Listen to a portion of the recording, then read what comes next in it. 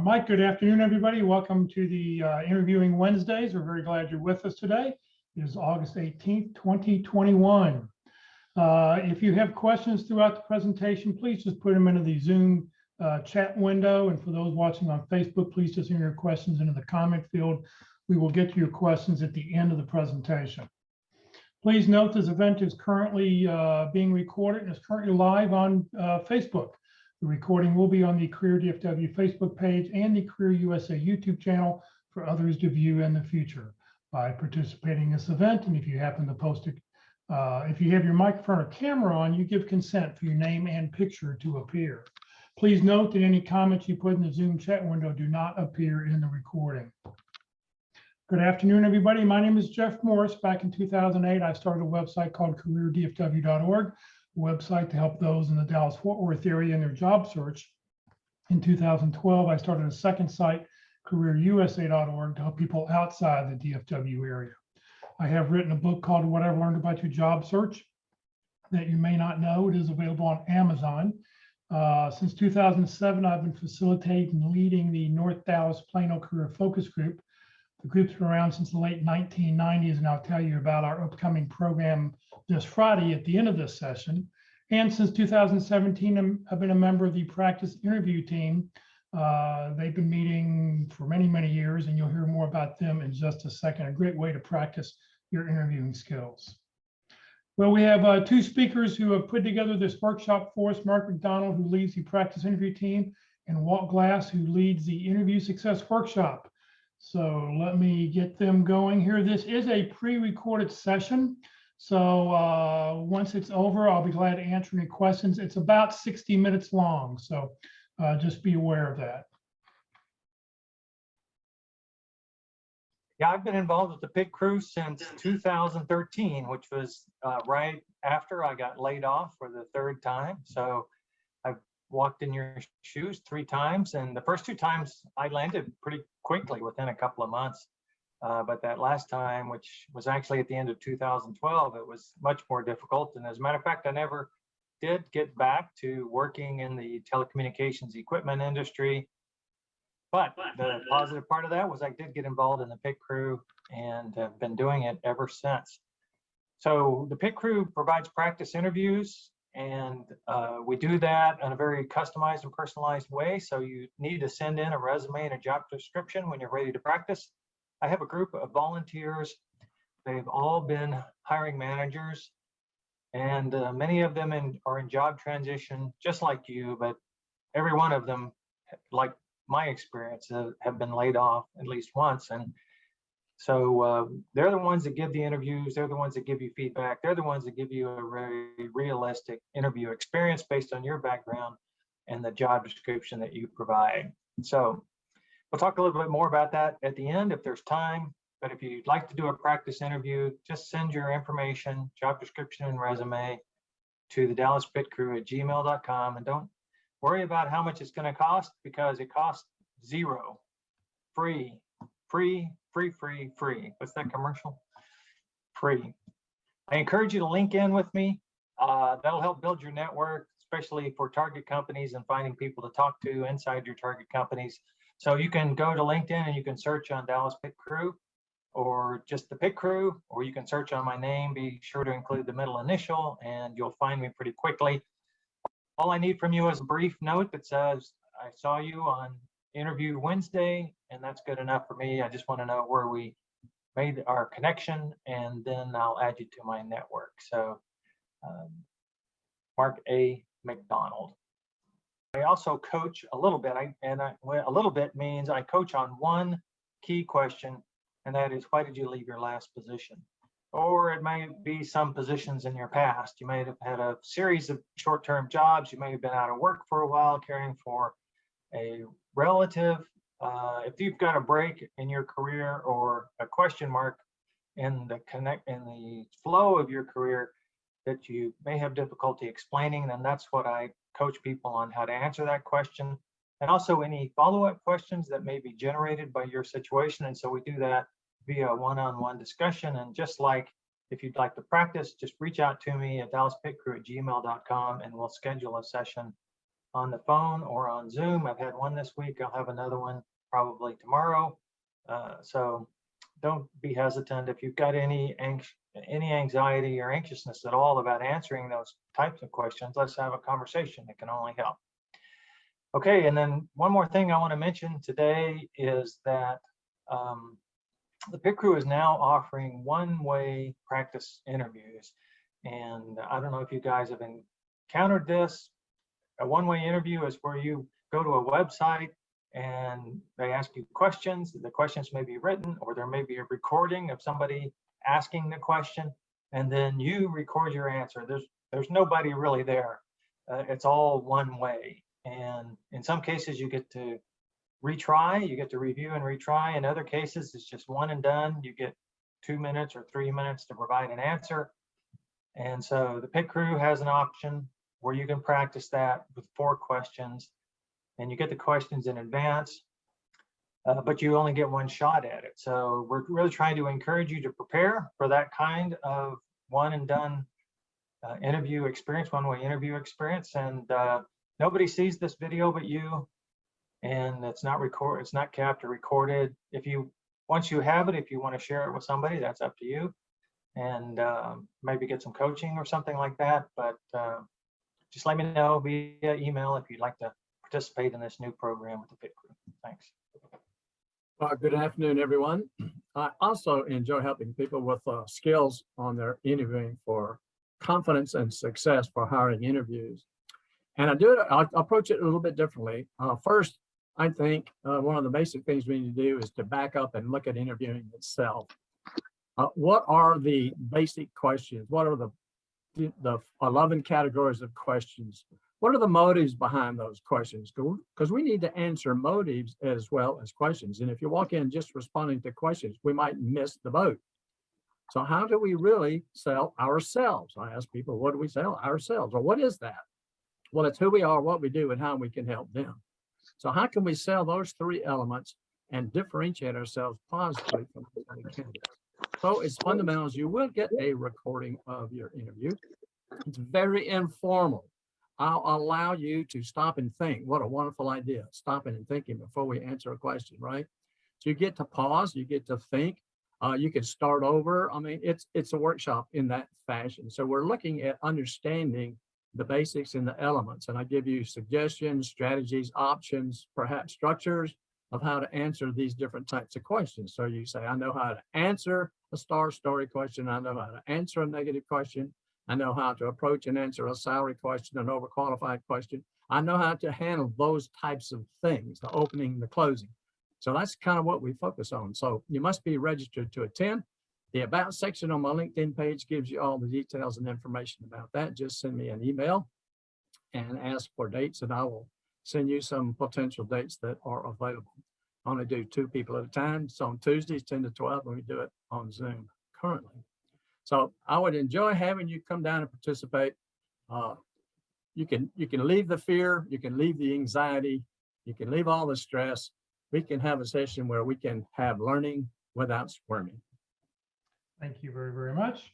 All right, well, today is session number 3, Star Stories, a deep dive. So gentlemen, please take it away. And so today's a great session. I got to say, all of them are great. So this is today's great session. And it's all about structured stories, star stories, we call them. And we're going to go into this in quite a bit of detail. I'm going to give you the basics at the beginning here for maybe 10 minutes or so, and then Walt's going to do a deep dive. So that's the deep dive part of this. We are in session number 3 out of 13 sessions. Jeff alluded to this when Walt and I, put together this program. I was kind of surprised that it was so much that there was 13 sessions. It's about 20 hours worth of material. But every one of these topics is important to having success in your interviewing. And next week, we're going to talk about video interviewing, which is another really good session. And coming up after that is analyzing the job description. So if you look at the structure of this, here we are in session 3. If you look at the structure of this, the first 5 sessions are about preparing to interview. So this is before you ever interview, all the things you need to consider and be ready for. And preparing your STAR stories is a very big part of that, the topic that we'll be talking about today. Then we'll have a series of another 5 sessions where we talk about effective interviewing. So how to be an effective interviewer, how to demonstrate enthusiasm, how to open and close the interview, what you need to do to follow up. So 5 good sessions there. And then the last 3 sessions are kind of advanced topics that build upon the previous learning and target companies and informational interviews and dealing with difficult interviewers and extra difficult questions. If you're brand new to the job search, the order is kind of important, but if you've been in it a while and you want to brush up on any particular topic, you can go to Jeff's YouTube channel. He'll tell you about that at the end, and find these exact titles and go ahead and watch them for your benefit. So that's a bit of the background. Okay, so let me do my part about STAR stories and the basics. And so what does STAR stand for? Well, the S stands for situation. So a STAR story is a structured story. And we're going to focus on the structure because the structure is important. You may ask, do I actually have to use STAR stories? And I'll address that in a slide or two. But let's start with the S, the situation. Situation needs to be very brief. You're just setting the context for the interviewer. So you assume they've studied your resume, probably fair enough that they've looked at it and they're kind of familiar what you did most recently at least. So you want to say where you're working, what your job title was, and what your role was. And that's about it. It could be just a sentence. And so here's an example of one of my experiences while at DSC Communications. That was where I worked. I'd only been there 3 months. This is my title, Director of Systems Engineering, which sounds like a management role, but at that time I was working as an individual contributor. So there we go. That's the situation. The T part of a STAR story is the task. And the task is what you and or the group you were working in set out to do, whatever the goal was, whatever the objective was. And that again can be very brief as well. And so just kind of continuing this, I was working as an individual contributor in a group that was exploring the feasibility of doing something here. I wrote it down. And so then my task was to assess the backplane portion of the product. So I put this into context as well. I was in a group of people, and then I talked about what my particular task was that I'm focusing on in this story. Then the action part is what action that you took, okay? Not the team, but what you did. And I'd already set this up by saying my task was to do. And so here we go. And so I did that in the usual way, but I also took the extra step of ordering and reviewing the schematics. The schematics is the build instructions for this particular product. And then finally, the result, and this is the most important part, the successful outcome or learning that you celebrated at the time. And as you're telling the story, you and the interviewer can also celebrate. And in this case, I saved the company a lot of money because I discovered a discrepancy in the build instructions of that product. And I didn't put it in the story here. There's lots of other details behind this, but I might add that it was about to go into production. So it would have been a real debacle to actually get this thing out in the field with the discrepancy in its design. And so saved the company a lot of money by avoiding that, which I conservatively estimated to be $4.5 million. And if they should ask, I would be able to tell them exactly how I came up with that number. So here it is. A STAR story that's 1 minute to deliver, 110 words and 1 minute to deliver the story about my extraordinary attention to detail. So while at DSC Communications, it was my 3rd month there as Director of Systems Engineering. I was working as an individual contributor in a group that was exploring the feasibility of producing an international version of a very successful product for the North American market. So my task was to assess the backplane portion of the product, which I did in the usual way by reading the specifications and by also taking the extra step of ordering and reviewing the schematics. And as a result of my attention to detail in this regard, I discovered a discrepancy in the design of the backplane that saved the company several $1 million, estimated to be on the order of $4.5 million. So that was 110 words and 1 minute to deliver. So let's continue with the basics, because here's the first question that people ask: how long should a star story be? And the answer is short, 60 to 90 seconds. So I just did that one in 60 seconds. 90 seconds is as long as you ever want to go before you tell the result, right? So you want to get to the result by, the end of the result by 90 seconds. Partly, there's several reasons for this. From a strategy perspective, you may not have a direct hit on what they ask, so you don't want to talk too long. They may just be perfunctorily interested in this topic. So if you spend 4 or 5 minutes talking about it, you've wasted 4 minutes. But shorter is better, and 90 seconds is the maximum. And just for your information, this 180 word max comes from Word. So if you type out your star story, 180 words using the Microsoft Word count feature. And if you don't know this, the average person talks at a rate of 110 words per minute, unless you live on the East Coast, which is probably about twice that. Okay, what about team accomplishments? Well, I addressed that in my star story. I said what the team needed to do, and then I said what I was going to do. But the story is about how you have helped. Okay, so not about what your team did, but what you did. So the action portion is about the action that you took. The rest of it, the situation, the task, and the result, can be a team result. And because you may not be able to separate your contribution specifically from what the team did, but you want to talk about what you did as part of the team and the successful result. So you can use we and the team and the situation, task, and result, but when you talk about the action, you need to talk about yourself. How much detail should I include?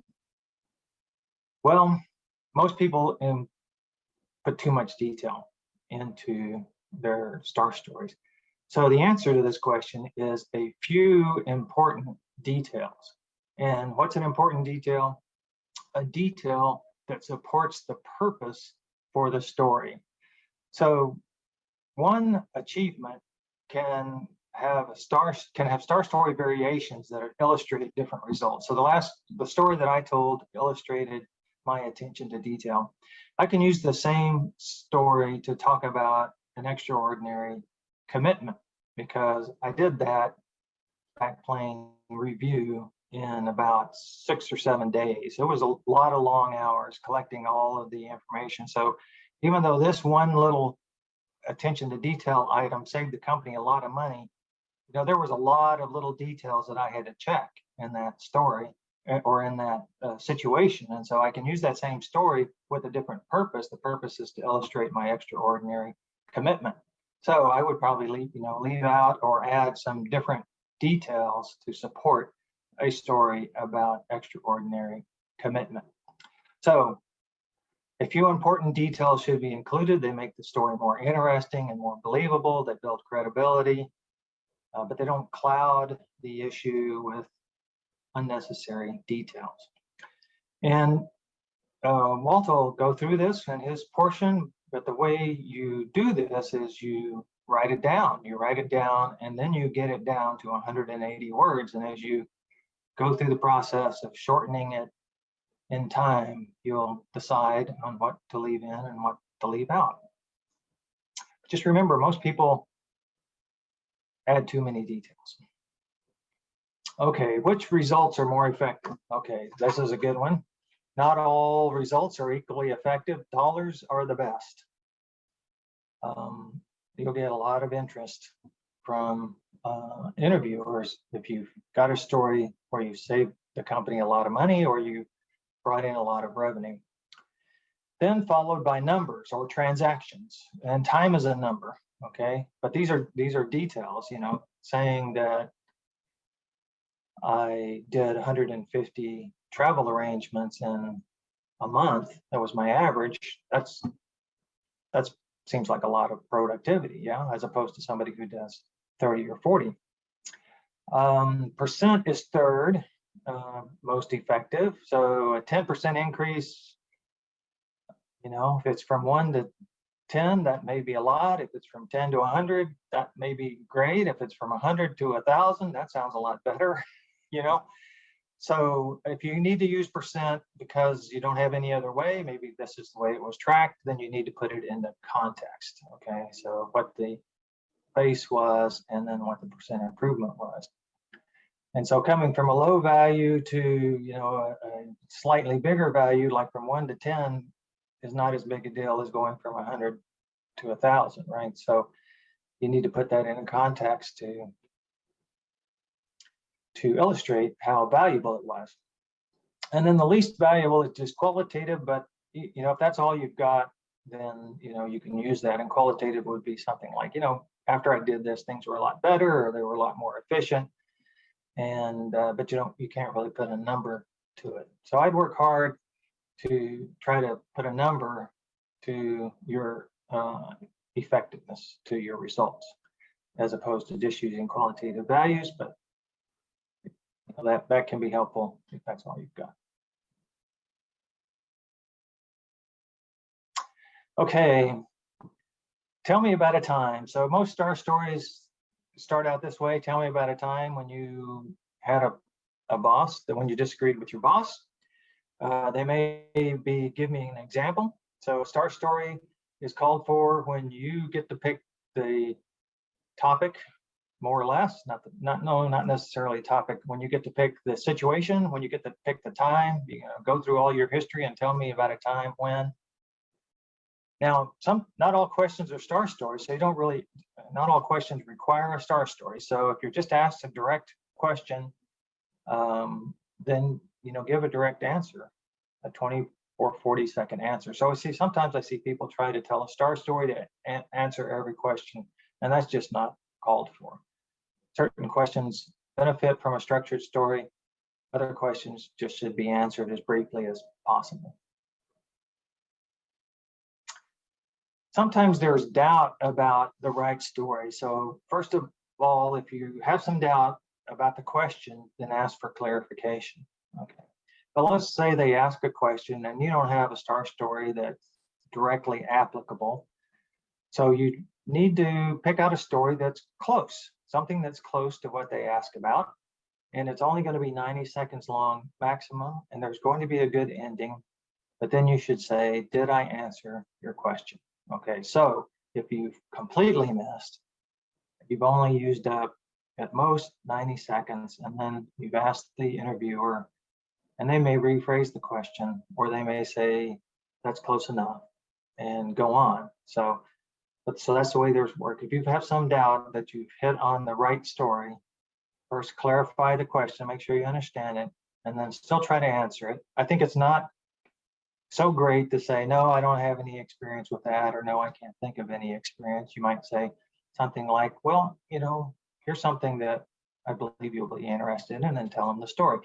And then, did that answer your question? Okay. If your story is complicated, so the way to handle complicated answers, and there's a couple of strategies here. And so I was an engineer by training, and so I fell into this trap myself, right? I wanted to explain in lots of detail the situation because you really couldn't understand how fantastic my answer was or my solution was unless you could appreciate how complicated the situation was. But that's really not what people want to hear. I mean, they don't want to hear a comprehensive, all the details, all the extraneous information. It's not really a story in the sense that you're trying to develop characters and cover the ground, you know, all the ground. It's a structured answer. It's not, and it's called a star story. Maybe it's a little bit of a misnomer. It is a story in the sense that it has a certain structure, okay? So for complicated answers, you do not have to provide everything, okay?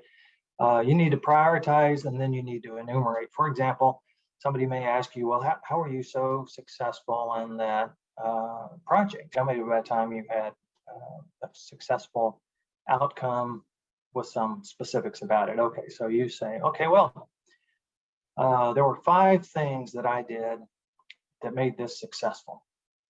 You don't have to list all 5. You can just say, I'll just talk about the first 2. And so you say, these are the top 2 things that I did, and then you give the result. Now, if they're really interested, if that's something that has piqued their interest, they'll ask you, well, what were the other 3? Okay, and so then you get another 90 seconds or so to fill in the answer. But if they're not, you didn't tell them 5 things when 2 was plenty. Okay, and you can go on to the next important question that they want to ask you. So that's how to handle that. Do I have to use the STAR format? Some interviewers require, and they'll usually tell you in advance that they want you to use the STAR format to answer the questions. Google does this. Amazon, I believe, does this. Capital One, I believe, does this. So they'll tell you that, and they'll probably give you a document before you interview that reviews what a STAR story is, because they really like that format. And it helps their interviewers and gives you a chance to tell your stories in a structured way. So, but there are other formats that can be effective. And so I've mentioned a couple here. The SAR format, which is very similar, where you talk about your situation, your objective, instead of the task, what the objective was, what the action and the result was. The CAR format, where you talk about your challenge. You had this challenge, you or your team that you work for had this challenge, and the action that you took and the result. This is also good, by the way, if you guys want to do some research on CAR format. It's also a good resume format to talk about challenge, action, and result in your resume. But that was another effective format. And you can do a variation on the STAR stories where you tell the result first. And I often give feedback to people in the pit crew who struggle with over elaborating, with wanting to include more details that are necessary, and just having trouble prioritizing what they should say and what they should not say, is to just tell the result first. Okay, and once you've told the result, you feel less inclined to provide a lot of extraneous details. You've already led with the result. Now you get to repeat it at the end of the story as well. And a very important part is the action that you took. But leading with the result in a STAR story or in using the raw format, where you lead with the results and then you talk about the action you took, and then you talk about the motivation, why you chose that approach or why it was necessary to go that direction. Those are effective ways as well to answer structured questions. But we focus on STAR stories here because a lot of companies expect you to be able to answer questions in that format. And so that's the one I think you should start with. And then as you gain familiarity with that, you can branch out into other styles of structured answers. And some STAR stories should end with a question. Now, not all STAR stories, but for instance, if they ask you, tell me about a time where you had a challenge with a customer, that just begs the question when you get through telling your STAR story. So when you have a customer who's unhappy, what are they usually unhappy about? Okay, be a great time to ask a question. And so I encourage you, as you prepare for an interview and you're building your STAR story, just for that interview, that you also think about, well, if they ask me this and I tell this story, what question might I ask afterwards to gain additional information about what they need and how I can help, and to have more of a dialogue or a conversation with your interviewer than simply an interrogation. Okay, a few challenges, and then I think I'm done. Too long. So I've mentioned this already. A lot of people just can't get it done in 90 seconds, and I would say 90 seconds is the maximum. And that's typically because the situation is too involved or the action is too involved and they want to just tell the whole story. So if you're having trouble cutting down the length of your stories, it's okay to leave parts out and tell, the interviewer that you are. Okay, like I mentioned, if you did 5 things, you just say, I'm just going to mention here the first 2, or the 2 most important ones, and then you just do those 2 and see if the interviewer wants to hear more or not.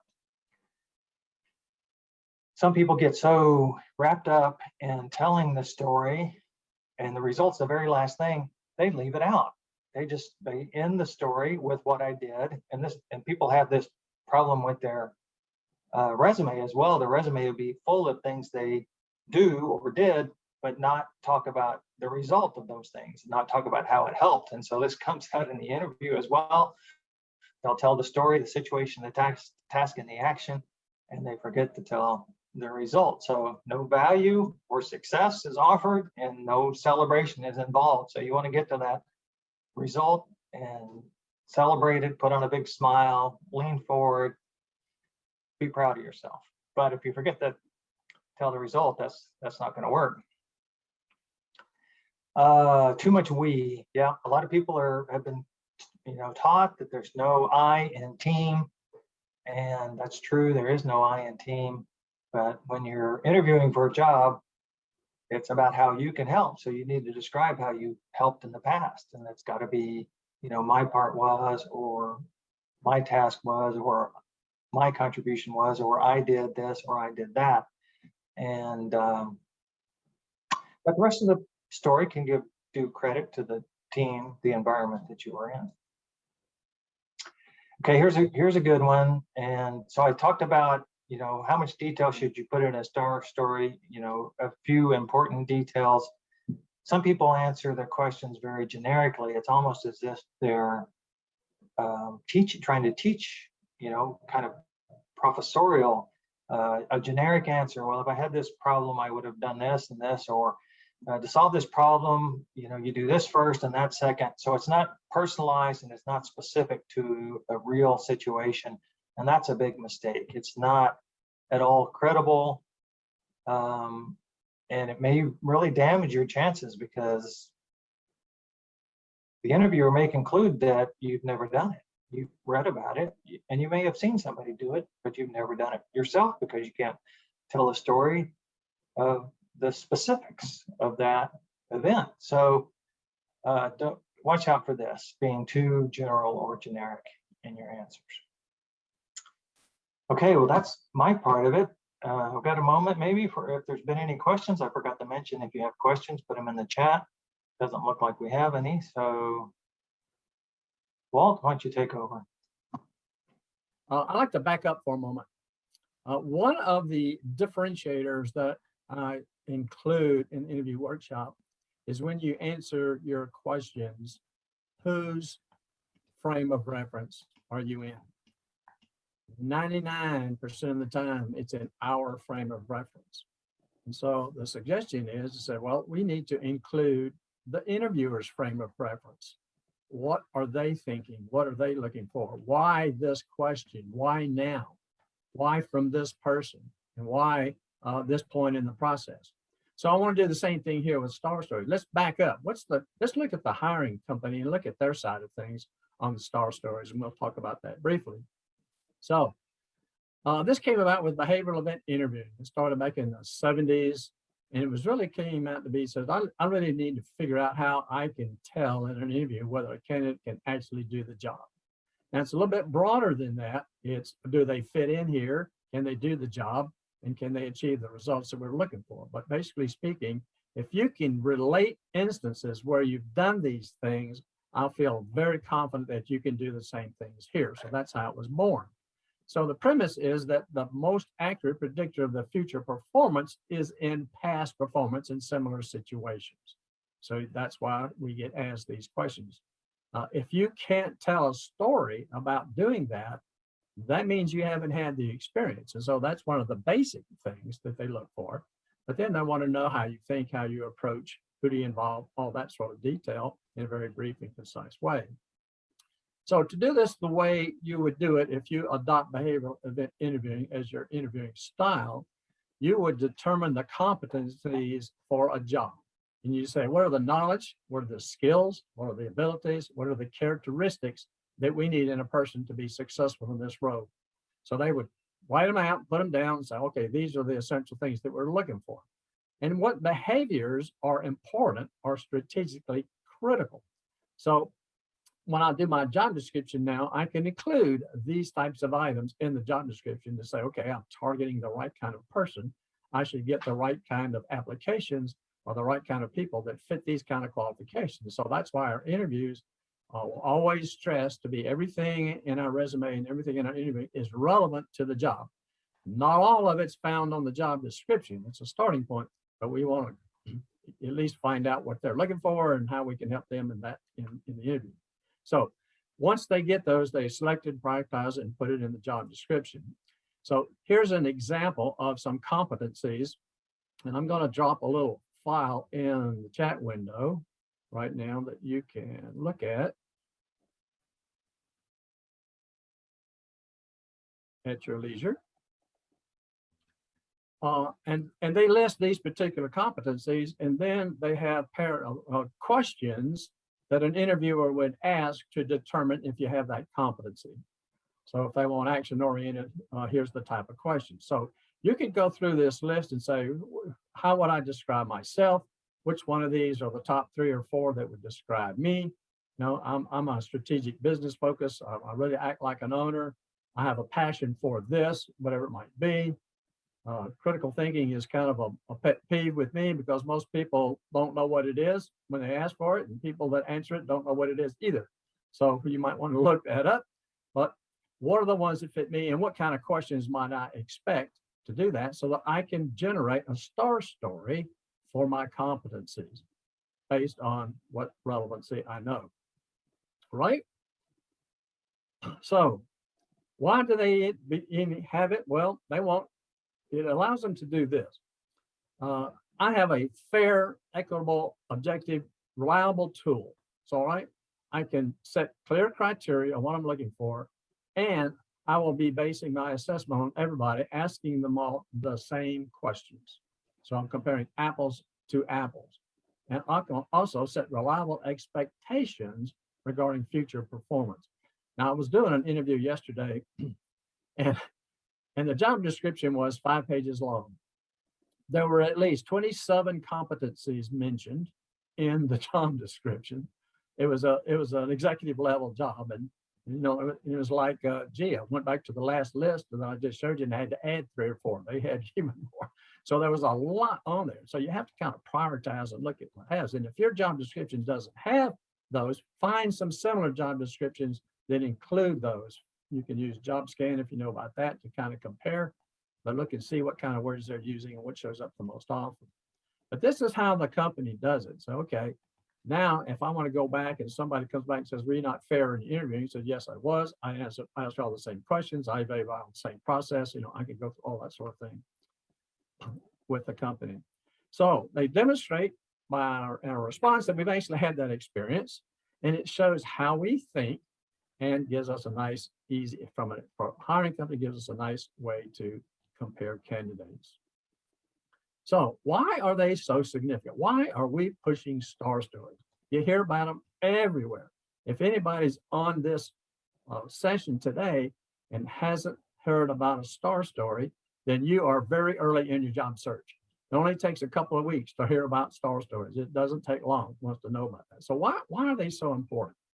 Well, one of the things is that listening and attention increases when the person hearing our story.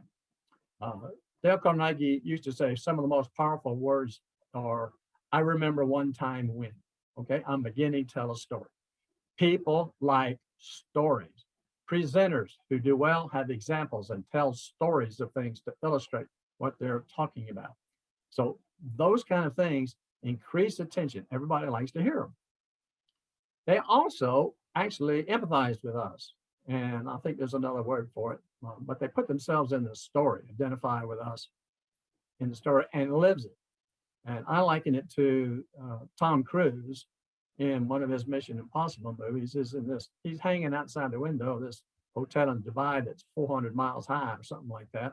And I'm laying back in my lazy boy watching the movie and I'm scared to death. I mean, heights are mine, I don't get along with heights. And just looking at them makes me a little nervous, but I empathize with that situation. Same thing happens with A Star Story, and they live it with us. So that creates empathy. Then we're both inside the same experience. And creating empathy is great in an interview because that leads to an emotional connection. So we talk about building rapport. Well, this is what does it. Telling this story helps with that emotional connection. Do many of you remember Maya Angelou? And what did she say? She said, people might not remember what you say, but they'll always remember how you made them feel. So in our story, when we get them a feeling and an emotion attached with that, that is a much stronger person in an interview than one who does not.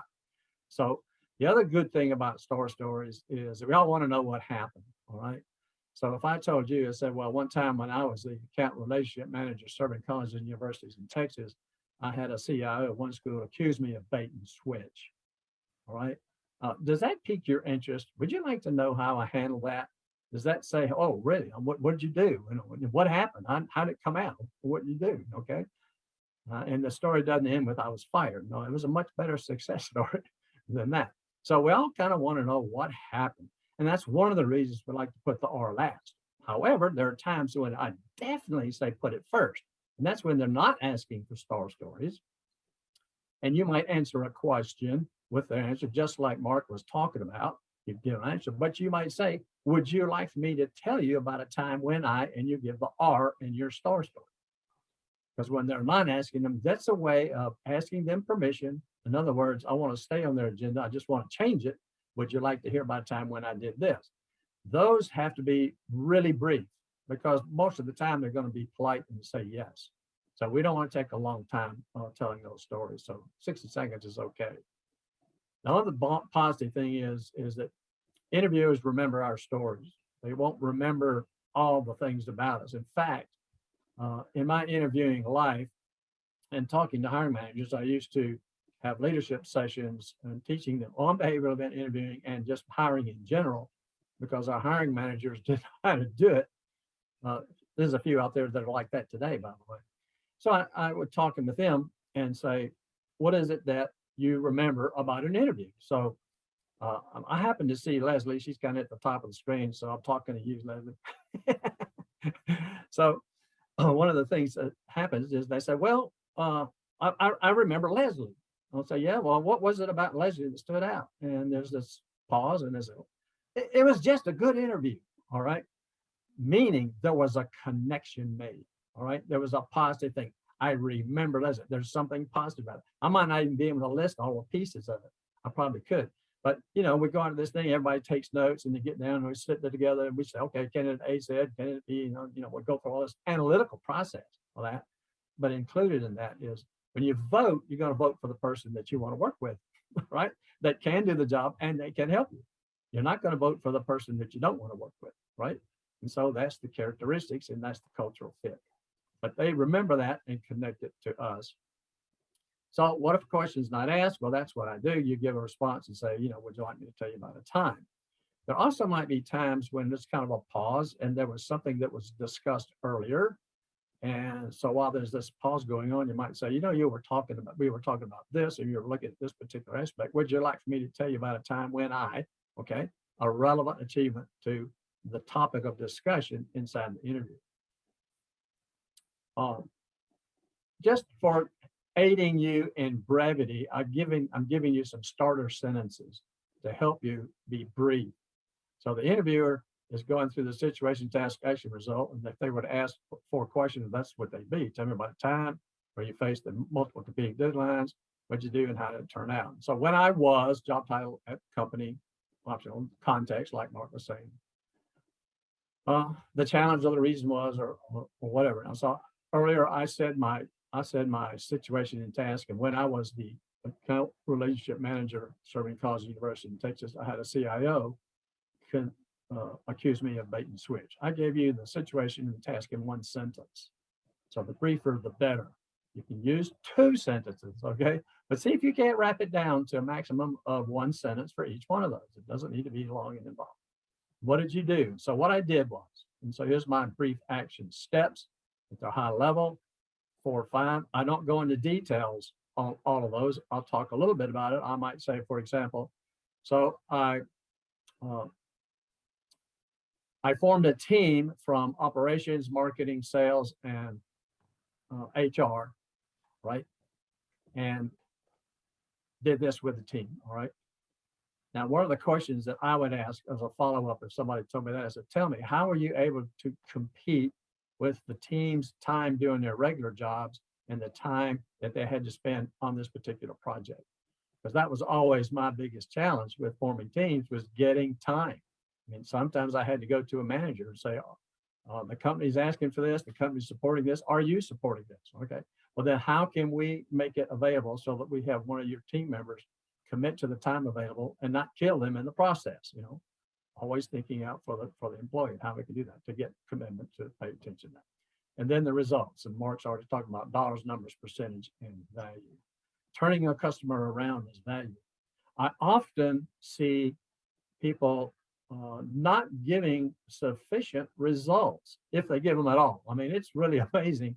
Mark mentioned it, how people will tell a story and they don't give a result at all, or they say, and everything came out okay, and that's their result. So measurable outcomes, but you can take things and compute dollars.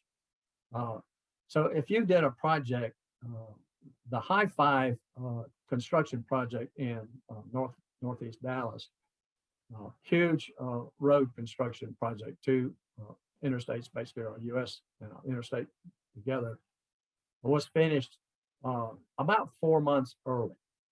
Why? Well, there was a huge incentive per month, finished early, okay? But they did finish it early. And so finishing it early, on the basis of finishing a project early, that saves money. How many people are on the team? Average salary runs this, add 25% for benefits, blah, blah, blah, blah. And so bang, we save that. In fact, that's an opportunity cost you save that allowed them to be productive doing other projects as well as this particular project. So I asked, okay, so you completed that implementation. Well, yeah, well, that wasn't another thing that happened. I said, well, what did the customer say about it? Oh, they loved it. They were really excited about it. Okay, why don't you tell that? Did that customer become referenceable for others? Oh, yes, they did. Oh, how many? Oh, 3. How much revenue did they bring in? I mean, I can pull it out of people by trying to ask the story, but that's the kind of thoughts we want to have on the outcomes. There's more usually than just one simple outcome of a story. So how do we do it?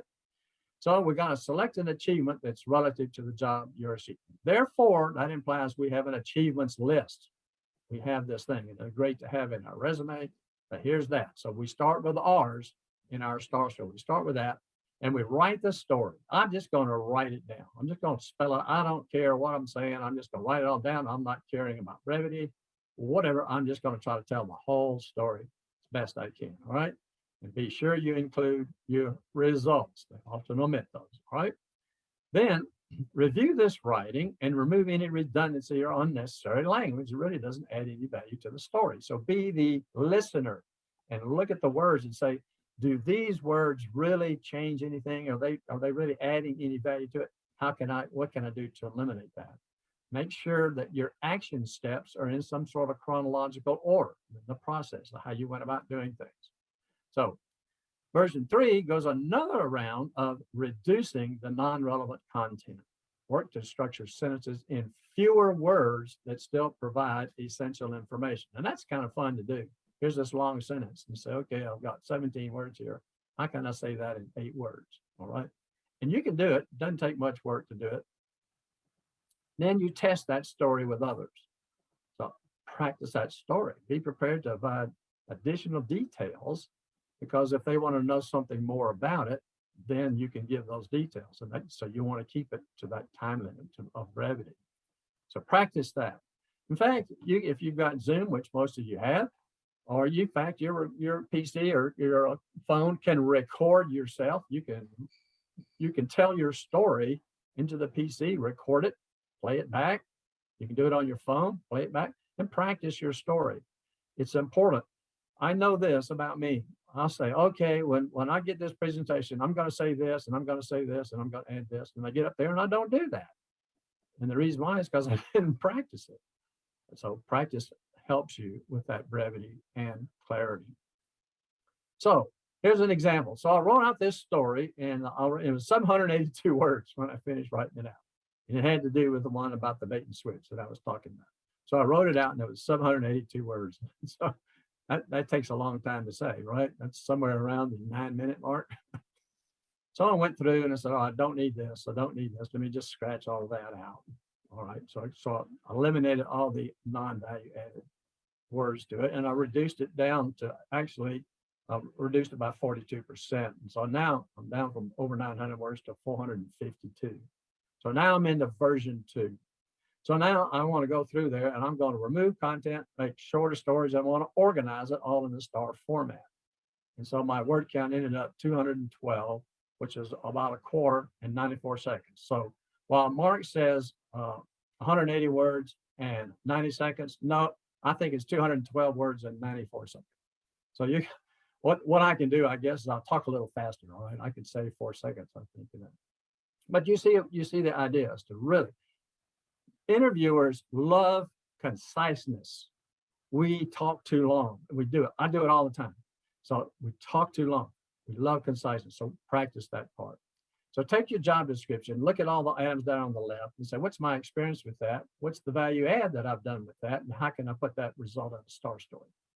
So I would have a library of star stories. So I'll take that with the job description and see what I can build. Now, you don't have to have, if it's got 74 different lines in your job description, you don't have to have 74 different stories. One story might take care of 5 or 6 of those lines, okay? So, but you would need a library. Now let's take Amazon, because Mark mentioned Amazon, and they use the behavioral interviewing. And Texas Health Resources also uses it. So my Texas Health Resources story, I was talking with a charge nurse. We were visiting friends, and so she was just had that role. And so I told her I was about interviewing and behavioral interviewing. So I understand Texas Health Resources use that. And she said, yes, we do. And so I also noticed that when you send out and tell people before the interview, you send out a piece of paper that says, we're going to ask you star stories, and here's how you're supposed to answer it. I said, why do you do that? I said, we are constantly frustrated with people not being able to answer star story questions. They don't know how to do it. So they're trying to teach you how to do it. Amazon is pretty interesting because sometimes they don't give you the star story. They will walk you through it. All right. So we're going to talk about a challenge you had with this. So let me tell you, what was your role and what were you doing? Okay. What was the specific task that you had to accomplish? Okay. And what did you do about it? And then what happened? So they'll walk you through asking each one of those questions to walk through the story so that they can get the answer in the star story format to people who are not used to telling star stories. So I wanted to give you an example. So here's Walt's first star story. When I was in the 7th grade, walking a mile to school caused a decision I made. I went to my dad and asked for a bike. He said, go get one. Not the answer I liked. Visiting 2 barbershops, I asked if they cared to add shoe shine services to their cutting of hair. One said yes, and my joy started to show. The other said no, but what you know, they needed daily strip center sweeping and more money I would be gleaning. So each morning I carried one tool, a push broom for sweeping prior to school, shining shoes on Saturday, and each weekday afternoon, the dream for my bike was coming true soon. In 2 weeks to the shop, I made my way with $20 down and $11.75 pays. I bought a blue swing bicycle and began my riding days. And then I realized that work wasn't so bad. It was a few months later, I thanked my dad. So now you've heard in its faded glory, Walt's earliest and shortest success star story.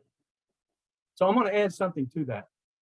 I'd like you to put in the chat window, what does that story illustrate about me? What does it tell you? What kind of characteristics do you think that story would tell you about that particular story? How would you describe me just knowing that much about me? So put some comments in the chat window. Self-starter, Walt values work. Is it a poem? Well, it's corny, but yeah, it's a poem. Self-initiative. teachable. Okay. So there's some things that come out. So I might at the end of this, and some people talk about this, and what I learned from this story was I learned how to have initiative. I learned responsibility. I learned accountability. I learned about revenue and expenses. I learned how to manage money in the financial world. So I was goal focused. All right. So yeah, and I showed some gratitude in that. I gave some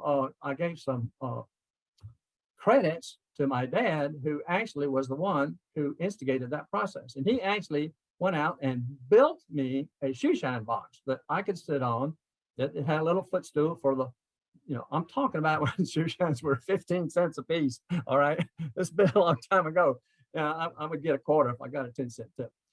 So it shows those things. Now, I might want to bring them out and say, and what I learned from this story was, and I can bring out some of the soft skills that I used, or I might even illustrate it in there. So taking the initiative, I went to 2 barbershops. And I can kind of use those soft skills in my story so that I'm not just selling what I did in the results, but I'm selling who I am in the star story. So that's a great way to include. That's a strong differentiator in your star stories, to add those particular things or to include them during the story itself. So should you practice today? Here's the decision tree. So where can you practice? Well, there's the Dallas Pit Crew, and I had a slide, but I didn't put it in here, didn't update it, with the interview success workshop, which is what I offer. I support the Pit Crew wholeheartedly. Mark does a great job with that. Mock interviews are great. Come learn the basics, the fundamentals, how to differentiate yourself, how to approach questions. Then you can practice that. In fact, I offer also a one-way interview. If you want to practice those basic questions again, you can do it with a video interview as well. It's a one-way deal. We don't go over it, and I don't, go through it with you, but it's a way for you to practice your video interviewing on those basics. Then you can come back, even with my session, and I'll upgrade from the basics to the reality of your job description and resume, just like preparing for the Pit Crew. But it's still informal. It's still not a mock interview. We're still learning. Okay, the emphasis on reducing stress and anxiety and practicing. Then I would hardly recommend you go to the Pit Crew. So Jared came to the workshop about 4 or 5 times, went to the Dallas Pit Crew 5 or 6 times, and said, gee, when he had the real interview, it was really easy. And we all wonder why. All right. Any questions?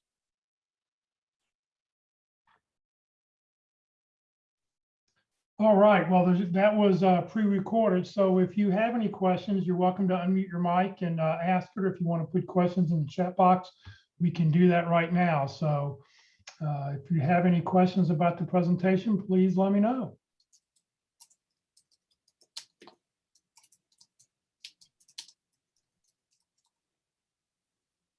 David, you unmuted your mic. You got a question?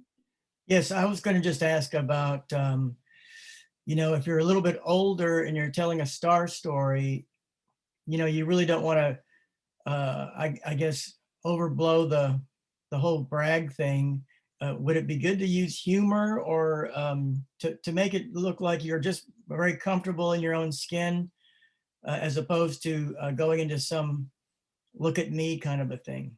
Well, I think you need to read the room. I mean, you need to sort of figure out, can you, a little bit of humor always works, because people like people who are funny. And if you sort of tell it with a sort of a funny, if you can put a funny spin on it, I think people like that. I don't think it has anything to do with age, though. I think, when you're talking, listen, if somebody's interviewing you, it's because you already qualify. It's just a matter now, they want to just sort of dig down and get a little bit more detail on, you had this line on your resume and you talked about this. Tell me the story behind that. So I think that makes a real big difference on just a short, distinct, compact story. And then at the end of that story, you can always say, would you like to know more details? Or did I answer your question? I think that, I don't think age really plays in any of this. If you've got a good story is a good story. And in many cases, many of the pit interviews that I've conducted, I really wanted to go after the interview and say, well, tell me more about how you did that, because, you know, give me more detail on how you made up that decision. So, you know, a good story can really sell you into the job. Well, in my case, one of my points that I put out about myself is that I'm a storyteller. So the pressure's on. Pressure's on. Good good, you know, good stories. Yeah. Yeah. Anybody else? Any other questions?